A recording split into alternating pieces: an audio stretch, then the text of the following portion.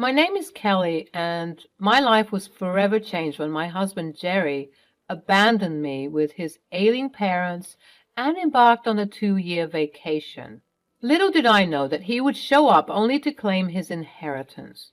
But as fate would have it, I had a trick up my sleeve, and what unfolded was a satisfying and juicy revenge. Jerry and I were once deeply in love, or so I thought. Our story began with us meeting through a dating app. My ex-husband had passed away after a long battle with cancer, and after 5 years of grieving, my friends convinced me to start dating again. Jerry and I had texted for a long time before finally deciding to meet up for a date. One date led to another and then to another until 2 years later Jerry proposed to me. Jerry made sure to involve my daughter Kimmy in everything. Kimmy was only 5 years old when her biological father passed away. However, Kimmy and Jerry took a great liking to each other and were practically inseparable. It was truly a dream come true for me. Together, Jerry and I dreamed bigger dreams, dreams of a blissful life together, raising our daughter Kimmy, owning a house, vacationing to other countries, etc. However, 6 years into our marriage, both of his parents, Bertha and Larry, were afflicted by severe illnesses, requiring constant attention and medical care. Jerry asked me if it would be possible for us to take care of them together. Babe, I kind of have a big request to make. What is it, Jer? So, you know how my parents are currently not in the best of health, right? Yeah, they both have a lot going on. I feel so bad for them. I wish I could help them out. Yeah, about that. I was thinking about it, and they're my parents, Kelly. I can't abandon them. They need a lot of care right now, and neither of them can take care of themselves, let alone each other. I know, darling. That's why we decided on putting them in an old age home. They'll be well taken care of. If your ask is going to be about the money required, don't worry, we'll pitch to the best of our ability. No, Kelly, it's not about that. I was thinking of something else. What are you trying to say, Jer? Just spit it out. I was actually going to ask if it would be possible to have my parents move in and we take care of them. Oh, Jer, I don't know. I'm already swamped with work and raising Kimmy. I really want to, but... Oh, no, darling, you won't be doing it all alone. They're my parents, so I will definitely be doing just the same amount of work as you, if not more. I promise. Oh, what the hell. Okay, I love Bertha and Larry. Plus, I think Kimmy would love to live with her grandparents. Thanks a lot, Kelly. I promise I won't let you down. You better not. Having taken care of my ex-husband for quite a while, I had some experience being a caregiver. Bertha suffered from a debilitating autoimmune disease which left her bedridden and reliant on specialized treatments. Larry, on the other hand, battled a chronic heart condition that required constant monitoring and medication adjustments. Their fragile health became the center of our lives, as their deteriorating conditions necessitated round-the-clock care. At first, Jerry seemed committed to the cause. We worked together tirelessly, juggling work, parenting, and the care of his parents. I'll admit it wasn't easy. Countless sleepless nights, hospital visits, and emotional stress became our new reality. But we soldiered on, driven by the love we had for Bertha and Larry and the desire to provide them with the care they deserved. For a while we managed to find strength in each other, but as the months wore on, a troubling shift began to occur. Jerry's once unwavering commitment to his parents started to wane.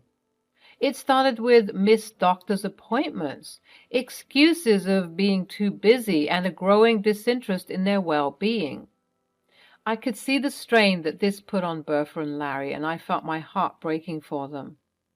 As the months turned into years, Jerry's withdrawal from his responsibilities became more apparent.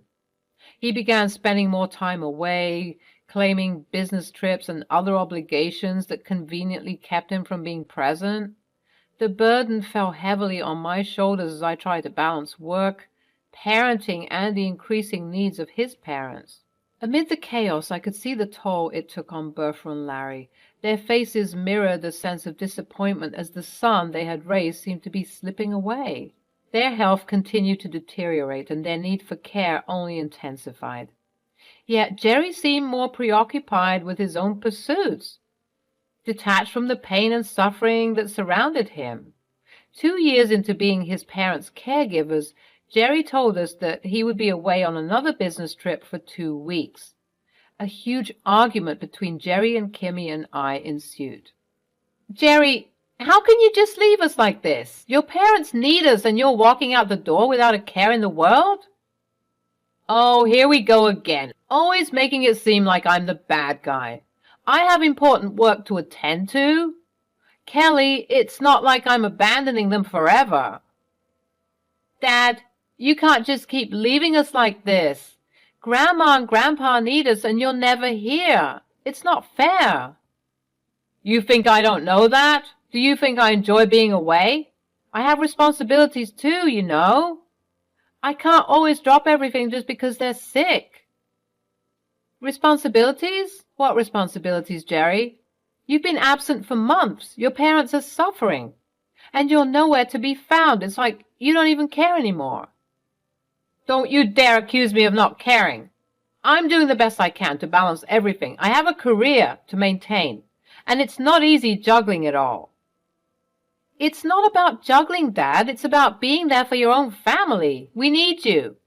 And your parents need you. But you're always putting yourself first."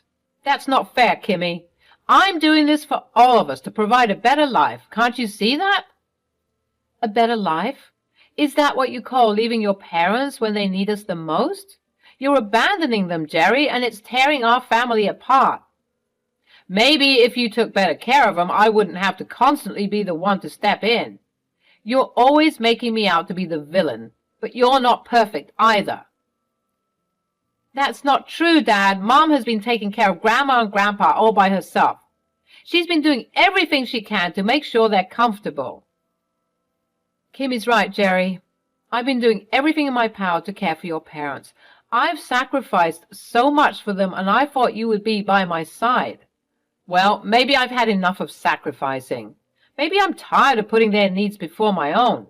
Maybe it's time for you to figure out how to handle things on your own." "Is that what you're saying, Jerry? That you're done with us? Done with your own parents? I never thought I would hear those words from you." "Maybe it's time for a reality check, Kelly. This isn't the life I signed up for. I need some space to figure things out." Jerry stormed off into our bedroom and began packing his things. Without saying another word, he left us for his business trip. Looking back, Kimmy and I always felt guilty for being the reason that Jerry left us on that fateful night. We spent countless nights crying to each other about it. We tried our hardest to get back in contact with him, but to no avail. The 2 weeks eventually became 2 months. Bertha and Larry took their son's departure even harder. Their health only worsened as time passed, making it even more difficult for me. I was left to shoulder the immense burden of caregiving alone. The days blended into a blur of hospital visits, medication schedules, and endless household chores. Eventually, as months turned to a year, I decided to stop grieving about the loss of yet another husband and entirely devoted my time and energy to taking care of my in-laws and raising my daughter.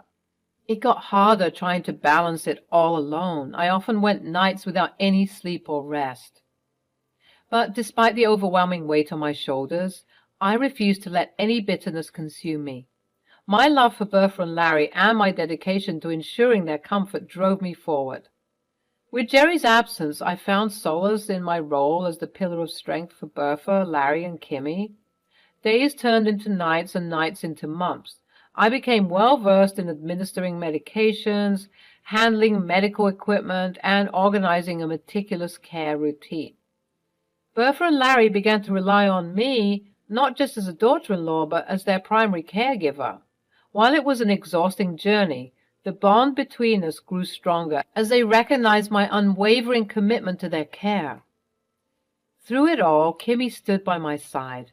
Though she was young, her empathy and maturity shone through. She became a pillar of support for me, offering a listening ear and a loving presence during the darkest times. Kimmy's heart broke for her grandparents, and she formed a deep bond with them. understanding the weight of their illnesses and the significance of the love and care they needed. The four of us together created a haven of love and support amidst the chaos. After 2 years of relentless dedication and sacrifice, Jerry reappeared in our lives, driven by greed I never thought possible. He had his eyes set on the inheritance left behind by his parents, but I held the key to his downfall. You see, during his absence, Bertha and Larry had asked me to recognize their financial and legal affairs, ensuring that their inheritance would be protected from any potential harm. They also asked that all estates that were meant to be given to Jerry be transferred to Kimmy and me. Touched by Bertha and Larry's trust and undying love and support for me, I did everything they asked me to and more. I felt appreciated for all the hours I spent taking care of them. While getting all their documents rearranged, I decided to contact the private investigator I had hired to keep watch on my husband, Jerry. As naive as it sounds, I did not want to necessarily leave Jerry nothing. I completely understood how the pressure of taking care of his aged parents could have gotten to him. In no way would I have negotiated a significant inheritance for him, just a little as an obligation. However, that thought process got quickly shut down when my private investigator revealed to me the actions of my husband during the period that he abandoned us. Let me give you a little backstory to my hiring of a private investigator. I had become suspicious of Jerry's motives long before he vanished from our lives. Something about his sudden disinterest in his parents' well-being and his incessant excuses didn't sit right with me. With that gnawing intuition, I took it upon myself to investigate further. I delved into the financial records and legal documents and found multiple transactions to an unknown account. When I confronted Jerry about this, we got into one of the biggest arguments in our relationship. Jerry, we need to talk. I've been looking into the financial records and I found some transactions to an unknown number. Can you explain what this is all about? Look, it's none of your business. Why are you snooping around and digging into things that don't concern you? Jerry, these transactions directly affect your parents and their well-being. I deserve to know what's going on. Are you hiding something from me? I told you it's nothing. Stop interrogating me and invading my privacy. Can't you just trust me for once? Trust you? Jerry, your parents need us, and if you're involved in something that could potentially harm them, I have every right to know. This affects our entire family. You're blowing this up out of proportion, Kelly. It's a misunderstanding, and you're always jumping to conclusions. I can't take this anymore. Jerry, don't you see? Your sudden disinterest in your parents, the mysterious transactions. Something isn't right. We're a team, and we need to address this together. Address what, Kelly? There's nothing to address. I'm tired of your accusations and constant meddling. Maybe I should just leave if you can't trust me. Leave? Are you serious, Jerry? You're willing to abandon your parents and your family because you refuse to answer a simple question? Is that the kind of person you've become? You're pushing me to my limit, Kelly. I can't handle your constant suspicion and lack of faith in me. If you can't accept that, then maybe we're better off apart. Tired of Jerry's lies and lack of involvement in his parents' care, I decided to hire a private investigator. The reports I got seemed mundane and nothing out of the ordinary, which made me heavily regret my decision. The guilt of my actions, along with the stress of taking care of my in-laws and raising my daughter, made me let go of the PIs, however. After Jerry left us without a word, I rehired my PI and had him silently collect data until I asked for it. I had almost forgotten about it until Bertha and Larry brought up their paperwork. Now, armed with new information, I vowed to myself that if Jerry were to show up again, I would make his life a living hell. So when Jerry reappeared in our lives, I was prepared to fulfill my promise to myself. He walked back into our houses as if he hadn't abandoned us for the past 2 years. Without so much as a look at his parents and a glance at Kimmy, he made a beeline straight to me. Kelly, it's about time we had a serious conversation. I'm back now, and I expect my rightful share of the inheritance from my parents. Are you kidding me, Jerry? After all this, that's the first thing you have to say? No concern for your parents, no acknowledgement of your absence? Just your share of the inheritance? Look, I don't have time for sentimentalities. I left to pursue my interests, and now I'm back to claim what's rightfully mine. You should be grateful I even came back. Grateful? Grateful for what, Jerry? For abandoning your parents where they needed us the most? For leaving me to shoulder the entire burden on my own? You have some nerve. Oh, please. You act like taking care of them was some kind of burden. You've always enjoyed playing the martyr, Kelly. But let's not forget who worked hard to earn this inheritance. Worked hard? Is that what you call it? Leaving your parents to suffer while you galvanized off on your own vacation? They needed us, Jerry. They needed their son, and you turned your back to them. They had you, didn't they? You seem to have it all under control. I knew you'd take care of things. Besides, they're not my responsibility alone. I have a life to live. Your life? What about our life, Jerry? What about the vows we took, the promises we made? This is our family, our parents, and you've betrayed us in the worst possible way. Betrayed? Please spare me the theatrics. I'm simply asserting my rights. I'll get my share, whether you like it or not, and don't even think about trying to stop me. Jerry, you've shown your true colors. Your arrogance and indifference have left a lasting mark on your family. But mark my words, I won't let you take advantage of your parents. They deserve better. Good luck with that, Kelly. You're in for a rude awakening if you think you can stand in my way. Just remember, I'll always get what's rightfully mine. I wanted to do nothing more than rip his face off, but I knew that his smirk would soon be wiped off his face when I handed him his parents' wills. True to my prediction, Jerry's smile quickly turned upside down as his eyes scanned the documents for his name. Upon discovering that his name was omitted from his parents' wills, a storm of anger and resentment consumed Jerry. Blinded by his pride and desperation, he vowed to exact revenge on me, accusing me of undue influence in his vulnerable parents.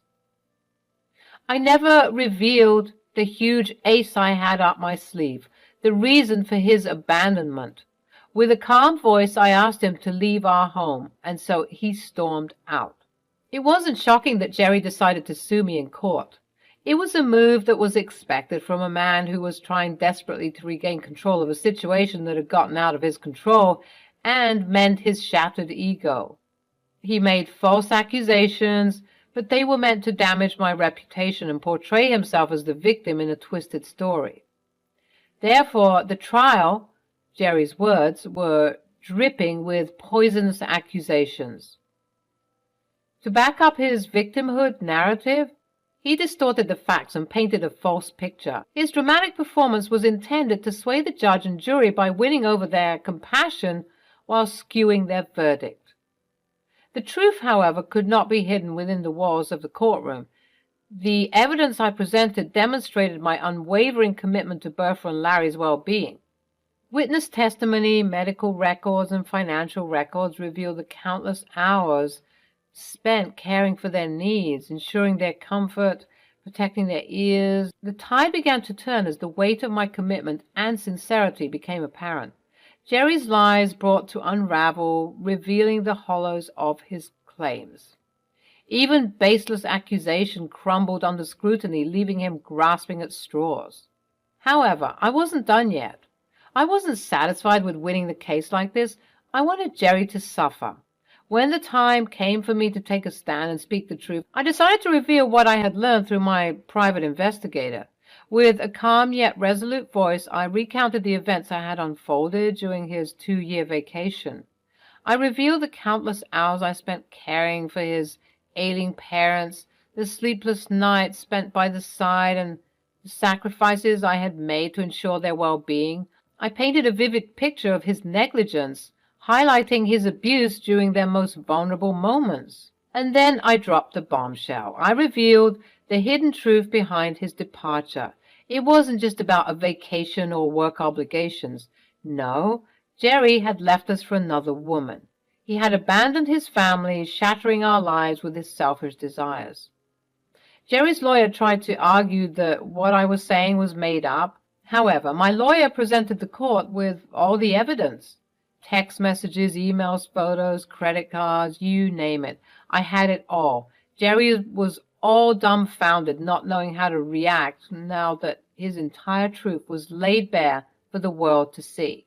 Even though this would have been enough of a blow for Jerry, I didn't stop. My lawyer had called to the witness stand a surprise witness. It was Jerry's affair partner. All the color in Jerry's face drained. His lawyer was shaking his head in disappointment while every so often glaring at Jerry. My best guess would be that Jerry hadn't told his lawyer the entire truth. Upon finding out about Jerry's affair partner, I decided to do a little research into her. It turned out that she was his ex, the woman he dated right before me. When Jerry came knocking at our doors, I decided to contact her and check if she knew anything about Jerry's life with us. Together, we decided that she would not change her behavior towards Jerry until the trial to avoid raising any suspicion. She agreed to take the stand for me. While on the stand, she revealed how Jerry had begun texting her 3 years ago. He had told her that he missed her and that his life without her had been miserable. They reconnected and started dating. 1 year later, he told her his job was transferring him to her city, and so she offered him a place to stay. He had never once mentioned the fact that he was married or that he abandoned his ailing parents. He had proposed to her a month ago and told her that his parents had left him a large inheritance, but he needed to go back to his hometown to claim it. Allie made eye contact with Jerry and threw her ring in his direction and asked him to never contact her again. The revelation shook the room. Bertha and Larry, who were already frail due to their illnesses, were overcome with a mixture of disappointment and sorrow.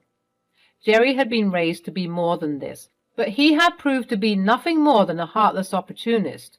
Their eyes welled up with tears as they realized their own son had abandoned them. Kimmy's innocence was shattering when she discovered her father had abandoned his family for another woman. Her eyes were filled with rage, but she remained still.